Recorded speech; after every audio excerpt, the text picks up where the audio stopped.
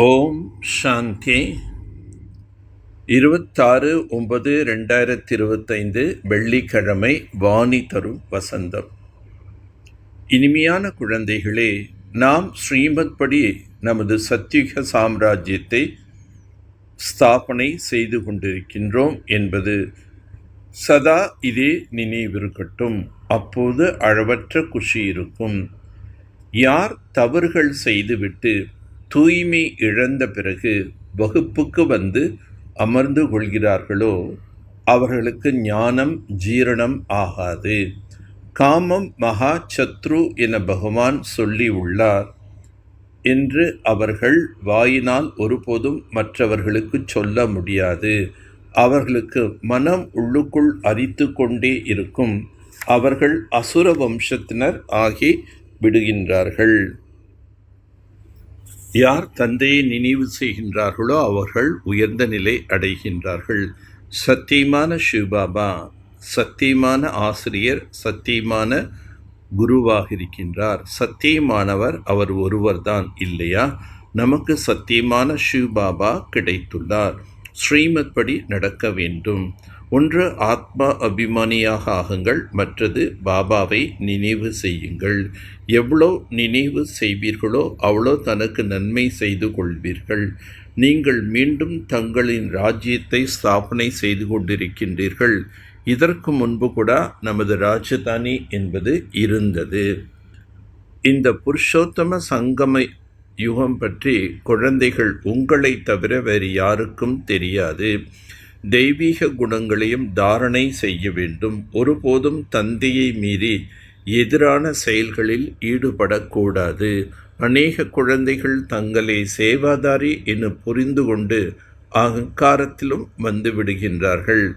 நீங்கள் தூய்மையாக ஆகிறீர்கள். பின்னர் தூய்மை அற்றவர்கள் தமோ பிரதானமான உள்ளவர்கள் மீது ஏன் மனதை செலுத்துகின்றீர்கள்?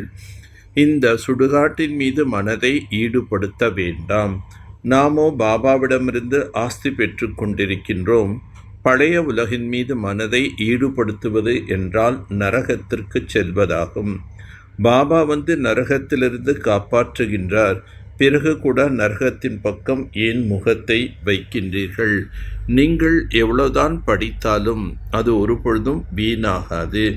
ஸ்ரீமத் படி நடந்து பிறகு கொஞ்சம் தலைகீழாக நடந்து விடுகின்றனர் அல்லது சாக்கடையில் போய் விழுந்து விடுகின்றனர் என்றாலும் எவ்வளோ படித்தார்களோ அது ஒன்றும் வீணாக போகாது. இந்த படிப்போ 21 பிறவிகளுக்கானது. ஆனால் கீழே விழுவதால் கல்பத்திற்கு மிகுந்த நஷ்டம் என்பது அடைகிறார்கள். ஆகவே குழந்தைகள் மிகவும் கவனமாக இருக்க வேண்டும். பாபா சொல்கிறார், குழந்தைகளே, முகத்தினை கருப்பாக ஆக்கி கொள்ளாதீர்கள். அதுபோல் அநேகர் முகத்தினை கருப்பாக ஆக்கி அசுத்தமானவர் ஆகி பிறகு வந்தும் அமர்ந்து கொள்கிறார்கள். அமிர்தத்தை அருந்திக் கொண்டே இருந்து பிறகு விஷத்தையும் சாப்பிட்டு விடுகிறார்கள். இதனால் 100 மடங்கு கருப்பாகி விடுகின்றனர். எலும்புகளெல்லாம் உடைந்து போகின்றன. விநாசத்திற்கு பிறகு ஸ்ரீ கிருஷ்ணர் வந்து கொண்டிருக்கிறார். தெளிவாக எழுத வேண்டும். சத்தியுகத்தின் ஒரே ஒரு தேவி தேவதா ராஜ்யம் இருந்தது. தந்தையோ அனைவரையும் மகிழ்விப்பவர். மாயை அனைவரையும் கோபித்து கொள்ளுமாறு செய்கின்றது. அனைவரும் தந்தையிடம் கோபித்து கொண்டுள்ளனர். எந்த தந்தை சொர்க்கத்தின் ராஜ்ய பதவி கொடுத்தாரோ அவரை பற்றி அறிந்து கொள்ளவே இல்லை. யார் மீதாவது மனதை ஈடுபடுத்தினால் அப்போதே இறந்துவிட்டனர் என்றாகிவிடும். ஜென்ம ஜென்மத்திற்கும் நஷ்டம் என்பது ஏற்பட்டுவிடும். ஆதலால் குழந்தைகளே, மனதை யாரிடமும் பறிகொடுக்காதீர்கள். பாபா சொல்கிறார், நான் காலனுக்கெல்லாம் மேலான காலன். இப்போது வந்துள்ளேன் அனைவரையும் அழைத்து செல்வதற்காக. மற்றபடி யார் நல்லபடியாக படிக்கின்றனரோ அவர்கள் உலகத்தின் எஜமானன் ஆவார்கள். இப்போது வீட்டுக்கு புறப்படுங்கள். இங்கே வசிப்பதற்கான தகுதி இல்லை. அசுர வழிப்படி நடந்து அதிக குப்பையாக ஆக்கியுள்ளனர். அநேக குழந்தைகளோ உறக்கத்தில் உறங்கிக் கொண்டிருக்கின்றார்கள். குஷி என்பது அதிகரிப்பதில்லை. தந்தை சர்வசக்திவான், அவரால் தான் வேறு என்ன செய்ய முடியாது. ஆனால் தந்தை கூறுகின்றார், நான் தூய்மையாக ஆக்குகின்றேன், மற்றபடி வேறென்ன செய்வேன்? மற்றபடி வேறு எந்த வித்தைகளும் செய்வதில்லை. அதற்கு அநேகர் உள்ளனர். என்னுடைய வேலை நரகத்தை சொர்க்கமாக ஆக்குவது. இல்லறத்தில் இருந்து கொண்டே பவித்திரமாக யாரும் இருக்க முடியாது என உலகத்தினர் நினைக்கின்றனர். ஆனால் பாபா கூறுகின்றார், இல்லறத்தில் இருந்து கொண்டே ஒரு ஜென்மம் மட்டும் தூய்மையாக இருங்கள். நீங்கள் ஜென்ம ஜென்மாந்திரத்துக்காக தாமாகவே தூய்மையாக இருப்பீர்கள். பல பிறவிகள் தூய்மையற்றவர்களாக இருந்தீர்கள். இந்த சங்கம யுகத்தில் தூய்மையாக இருக்க வேண்டும். இப்போது நான் வந்துள்ளேன் உங்களை தூய்மையாக ஆக்குவதற்காக. இந்த இறுதி பிறவியில் பாவனம் ஆகுங்கள். சத்தியுகம் திரேதா யுகத்தில் எந்த விகாரங்கள் இருக்காது. பாபா சொல்கிறார், நான் உங்களை அம்மாதிரியான லக்ஷ்மி நாராயணனாக ஆக்குகின்றேன் என்றால் நீங்கள் கூட மற்றவர்கள் மீது இரக்கம் மனம் உள்ளவர்களாக ஆக வேண்டும். எப்போது மற்றவர்களுக்கு நன்மை செய்வார்களோ அப்போதுதான் தனக்கும் கூட நன்மை செய்பவர்கள் ஆவார்கள். ஆகவே பாபாவை போல் நாம் அனைவருக்கும் நன்மை செய்யக்கூடியவர்களாக ஆக வேண்டும். ஒருபோதும் தங்களுக்குள்ளோ அல்லது பாபாவிடமோ கோபித்து கொள்ளக்கூடாது.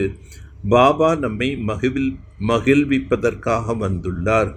ஆதலால் ஒருபொழுதும் மனம் சோர்வடையக்கூடாது. பாபாவை எதிர்க்கக்கூடாது. பழைய உலகத்தின் மீது, பழைய தேகத்தின் மீது மனதை ஈடுபடுத்தக்கூடாது.